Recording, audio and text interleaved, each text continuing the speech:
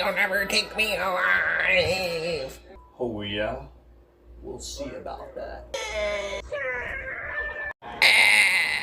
Today we have a spaghetti squash with homemade Alfredo. It is super easy and super yummy.